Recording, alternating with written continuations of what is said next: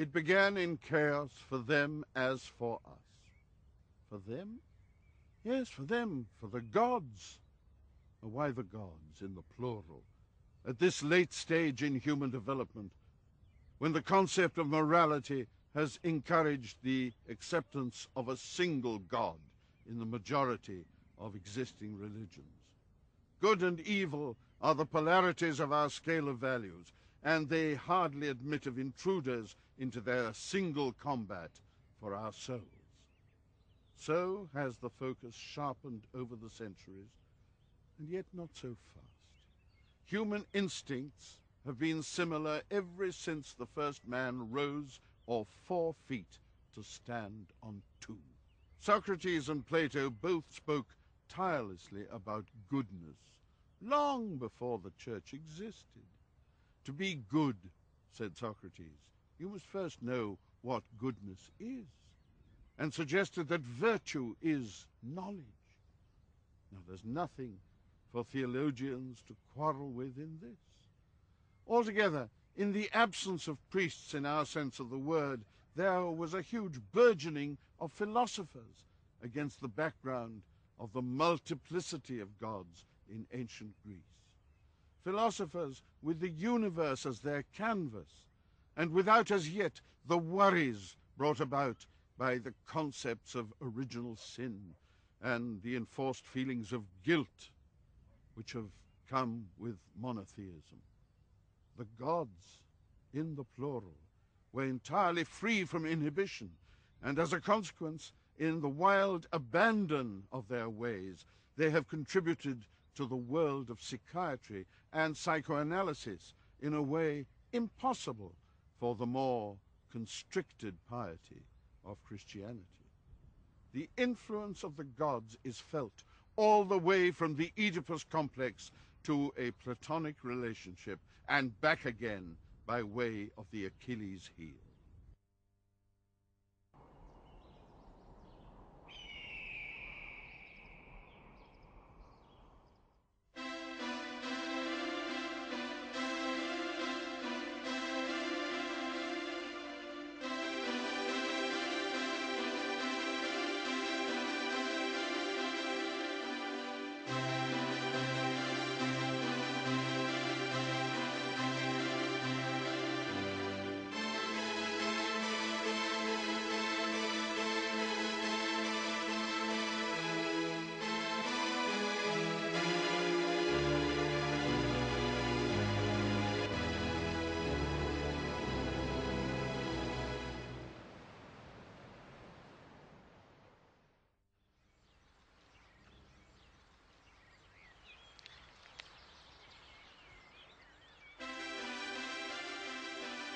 The Acropolis in Athens.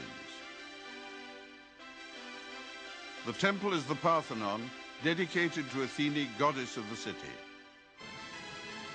The ancient Greeks created the gods in their own image, but made them immortal, a natural dream of all creatures sentenced to eventual death at birth. These gods answered questions people could only ask. Who made the world?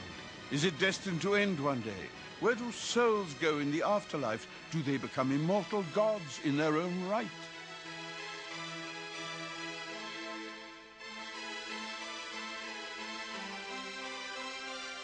At the dawn of the universe, the human imagination still had defined its limits.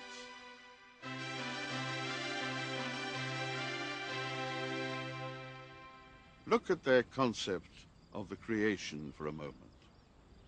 It began in chaos.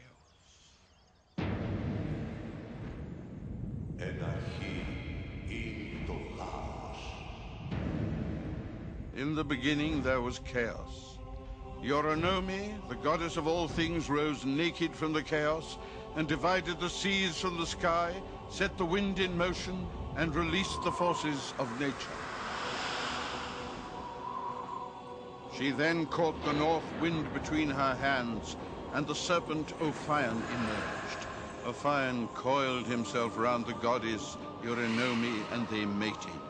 Then she assumed the form of a dove and laid the universal egg. At Eurynomes's bidding, Ophion coiled 7 times round this egg until it hatched. Out of the egg tumbled the sun and the moon, the planets, the stars, the earth, all living things. Emerging from chaos at the beginning of time, Gaia, Mother Earth, married her own son Uranus, and they had a fruitful union and created a large family. Unfortunately, they didn't live happily ever after.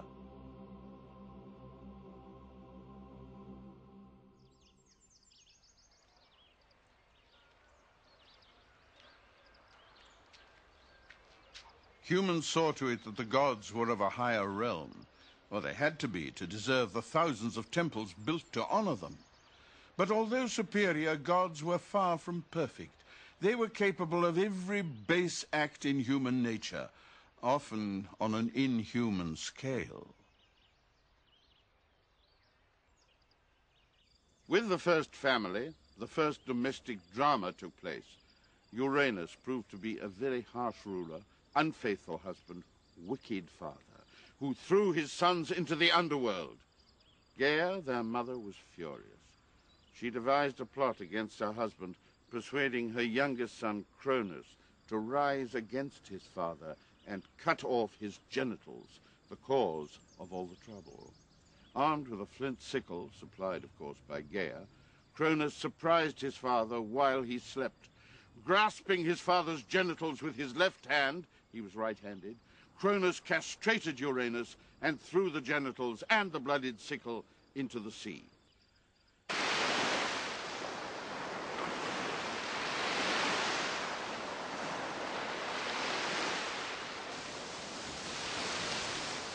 It is nature itself, the raw force of the elements, which play the human imagination like an instrument.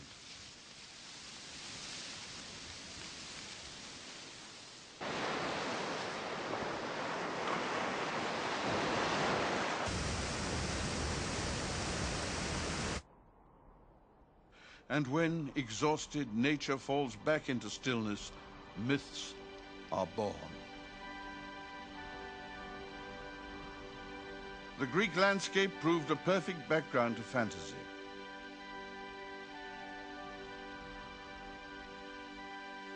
Ever-changing, volatile, capricious, the gods could not be far away.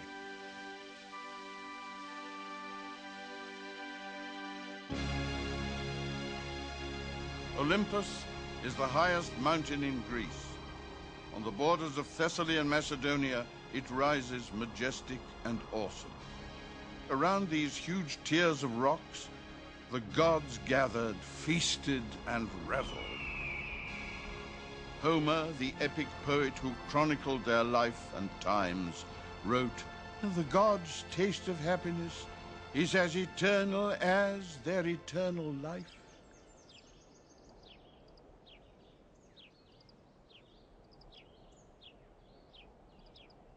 The gods didn't live in isolation on Mount Olympus. Oh, no.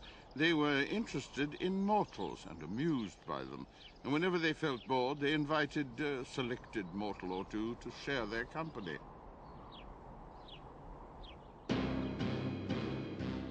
In Greek mythology, there are a quite remarkable number of gods and heroes. More than 6,000 names are mentioned in mythology. All this makes it difficult to follow, and certainly it's impossible to memorize all the names.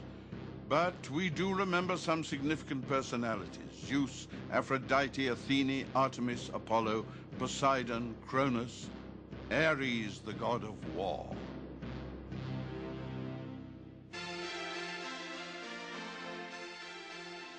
The pillars of the temple of the god Zeus in the center of Athens.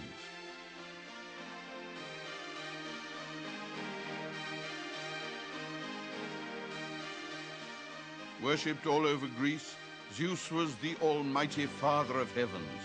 He carried a thunderbolt with which he attempted to keep heavenly order on Mount Olympus and mortal order on earth. Here the voice of Zeus can still be heard when the wind blows and the leaves rustle.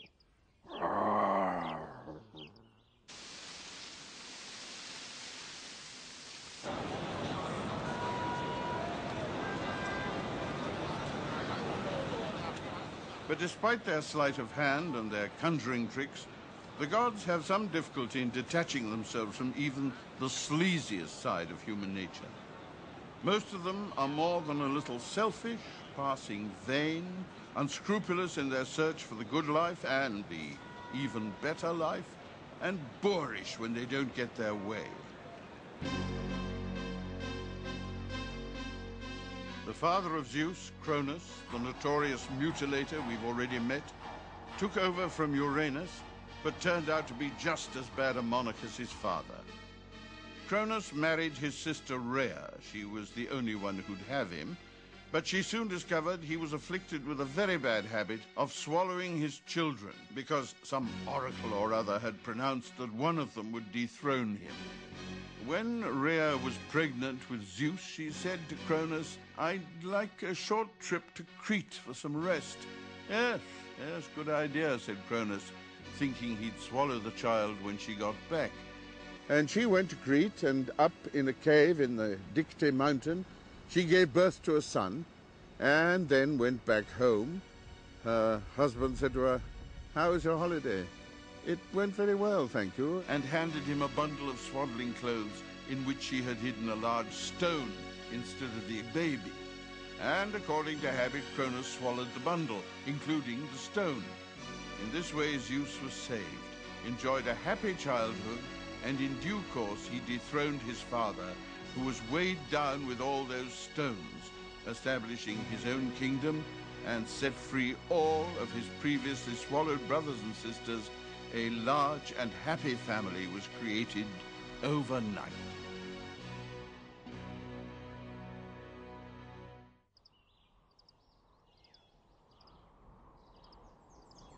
The large extended dynasty was a crazy, unpredictable clan of mothers, fathers, sisters, brothers, brides, grooms, mistresses, close friends, and rivals.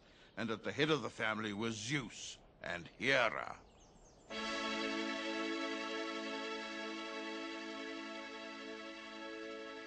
The tale of the marriage of Zeus to his sister Hera was a very complex one. Zeus, the infatuated male, tried to seduce Hera. It was winter, and he approached her in the form of a cuckoo and pretended to feel cold. He asked her to warm, comfort him. As soon as Hera showed her affection by cradling the bird against her breast, Zeus immediately reassumed his own shape and tried to take advantage of the situation. Hera resisted, eventually saying, "You want me? All right, but only if you promise to marry me." Yes, Zeus suffered the fate that millions would suffer thereafter, owing to his momentary infatuation, a lifetime of domestic strife. Zeus is the symbol of masculinity, and his amorous life is particularly rich in adventure. Among the recorded cases are at least 8 seductions of goddesses, 15 seductions of mortals. But of course, those were only on the rare occasions when he was caught. The king of the gods was also notorious for his wicked and treacherous tricks. He surprised his victims by assuming other identities. Disguised as a bird, animal, or cloud, he stealthily approached the object of his desire. Sometimes he took on the very appearance of a person closely related to the intended victim. The most outrageous instance of his particular trick occurred when Zeus seduced Alcmene. The ravishingly beautiful Alcmene was a most virtuous and faithful wife. Having already assumed her husband's appearance, Zeus employed yet another trick. He prevented the sun from rising for 3 entire days, and so prolonged the night of his tryst with Alcmene. The result of their union was Hercules, who became the greatest of all Greek heroes.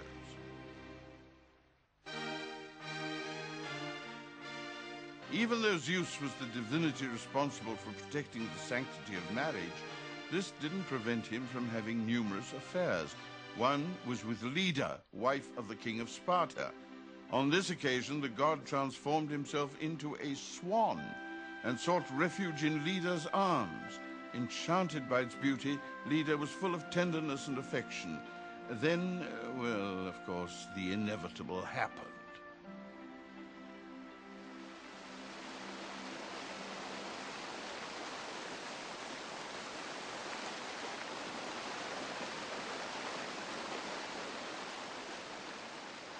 Making love disguised as a swan must be unusual even by mythological standards. What followed, however, was less surprising. Leda laid an egg. And out of it sprang Helen of Troy.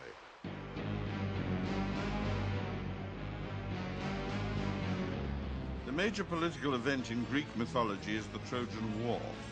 This famous conflict between Greeks and Trojans is vividly described in Homer's epic poem, the Iliad.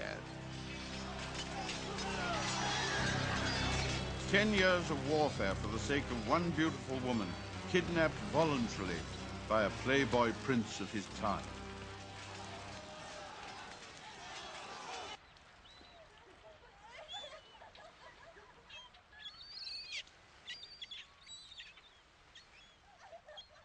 Girls were particularly vulnerable in antiquity, especially when their giggling was carried on a malevolent wind. Can they be sure to this day that an innocent flower is not simply Zeus up to his old tricks, eager to procreate? I'm a convinced European. I live in the heart of Europe and have made it my business to know that our continent takes its name from a girl called Europa, daughter of the king of Phoenicia. Zeus spotted her playing by the sea, oh dear, with her girlfriends. Suddenly, a bull, its skin glistening brightly, appeared from a nearby field. It caught the attention of the girls, who, instead of running away, approached it and started stroking the bull. Europa, the most courageous of the lot, climbed playfully onto the bull's back. Well, this turned out to be an imprudent gesture, as the bull was, of course, none other than our old friend, the mighty Zeus, once more in disguise. No sooner was Europa on his back than Zeus flew away.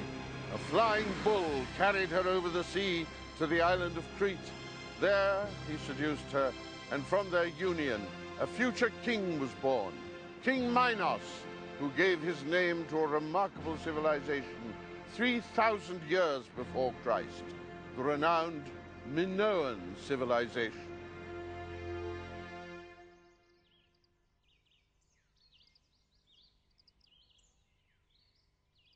The Minoan palace in Knossos is one of the most interesting archaeological sites in Crete. King Minos inherited some distinctive characteristics from his father. He inherited Zeus's wisdom and, naturally, of course, his amorous nature. Minos seduced many women, fathered numerous children, and logically took frequent baths. Now, if the Greeks still maintain their seduction of Europe, well, we have to excuse them. It's a habit they inherited from the gods.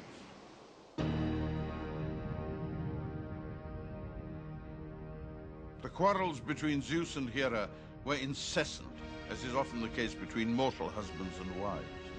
There were times when Zeus was too weary to fight with the volatile Hera, especially if others were watching. On such occasions, he could become unconsciously furious and invoke all of his Olympian rage. On one occasion, Hephaestus, their ugly, lame son, dared to intervene on behalf of his mother. Zeus grabbed him and hurled him down to earth. They say it took an entire day for Hephaestus to fall from the heights of Olympus.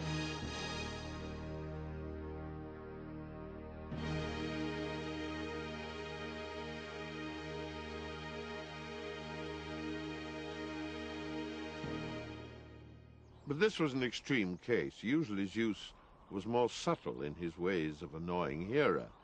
He would seek love and affection in the arms of any charming person that happened to be within his vision, and this, no doubt, caused further quarrels between Hera and himself.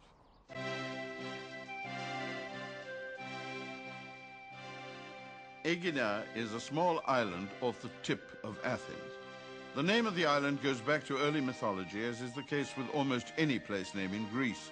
The seas, the islands, gulfs, mountains, lakes, rivers, the cities, every inch of Greek territory has a name deriving from some mythological character or event linking the ancient to the modern world.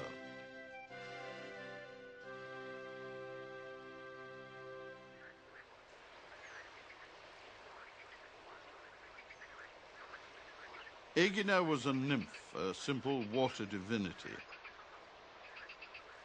Her father, the river god Asopus, had 20 daughters in all, but Aegina was by far the most beautiful, and as such she was certain to excite Zeus's fancy and sooner or later become his mistress.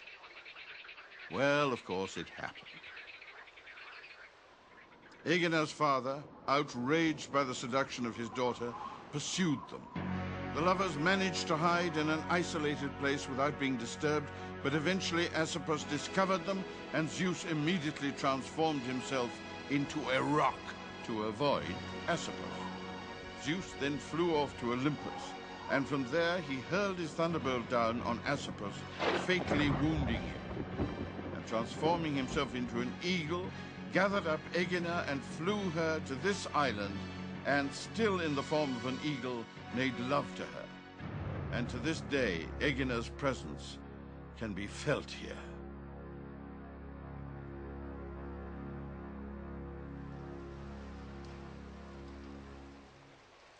On the whole, river gods had difficult times with their wet and chattering offspring, the water nymphs. But what actually was a river god? Well, the ancient Greeks used to attribute divinity to their rivers, and they worshipped them. They believed that the rivers were the first kings of their country and imagined them as vigorous men with long and flowing beards.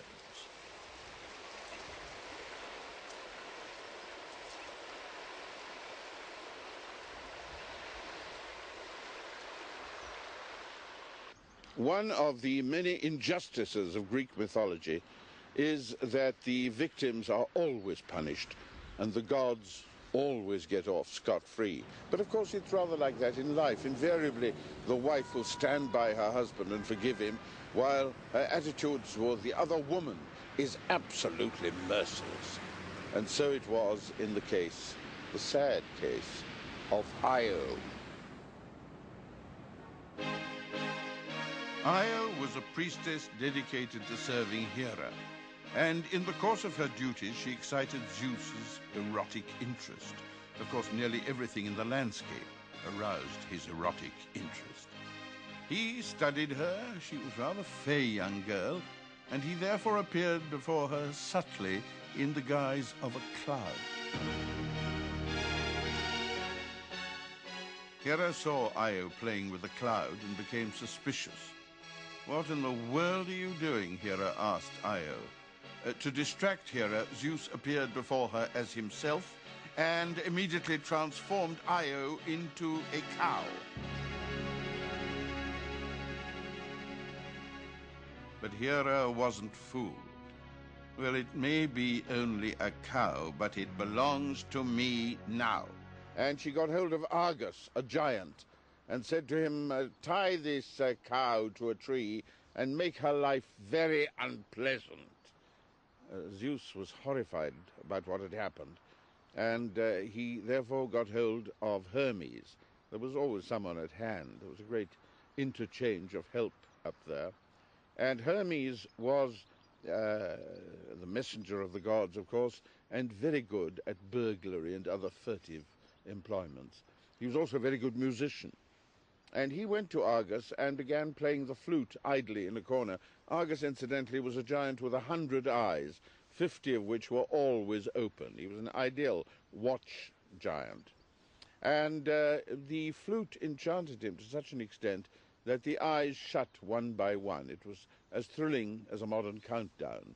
97, 98, 99, there goes the last eye, and then, of course, Hermes killed him with a boulder and took Io away and released her. But Io was not to escape so easily. Hera next sent a gadfly to sting the poor cow and pursued her to the ends of the earth. The stinging insect drove poor Io mad. She tried to get rid of it by leaping into the sea, and thus was the Ionian Sea named. Crossing seas and continents, desperately trying to escape her tormentor, she finally arrived in Egypt. And there Zeus caught up with her and restored her to human form. Soon after, she gave birth to a boy, Epaphos, who grew up to become the ruler of Egypt.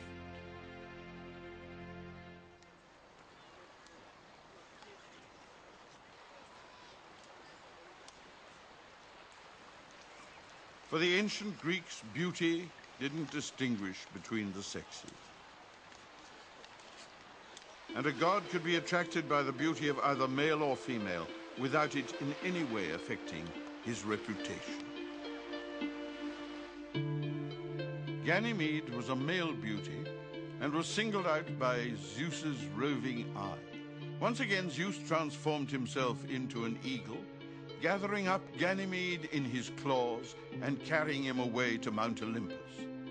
"A beautiful boy like you," said Zeus, "can live nowhere but among the immortals."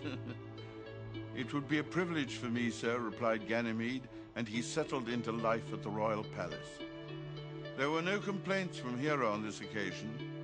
A willing servant is always useful about the house.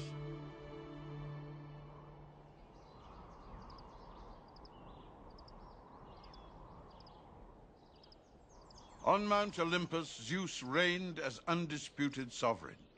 Father of both gods and mortals, he was all-seeing, all-knowing, and as a consequence, his immortality was often far from pleasant. Praised when things were going well, cursed when they were going badly, forgotten most of the time. In other words, a super god man could believe in.